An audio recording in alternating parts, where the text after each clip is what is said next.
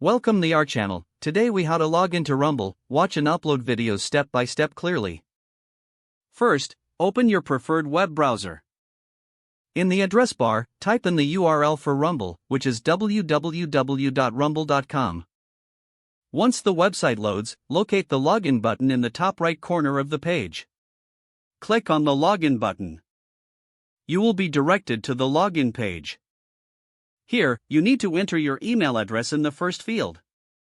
In the second field, type in your password. If you want to keep yourself logged in, check the Remember Me box. After entering your credentials, click on the login button below. Wait a moment as the page processes your login request. Once logged in, you will see your Rumble dashboard. To watch videos, navigate to the Videos section from the main menu. Browse through the available categories or use the search bar to find specific content. Click on any video that interests you to start watching. To upload your own videos, look for the Upload button on your dashboard.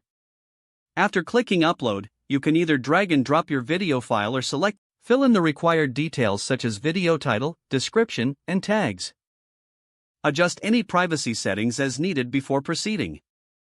Finally, click on the Submit button to upload your video to Rumble. You will also receive a notification confirming that your upload was successful. If the page does not load, refresh the browser or try again in a private or incognito window. Make sure you are using the correct email address, then retype it carefully to avoid small typos. If your password is not accepted, use the reset option and create a new strong password you can remember. Check your spam folder for verification or security emails, then complete any requested confirmation steps. Enable two-factor authentication if available to improve account security and reduce unauthorized access risk.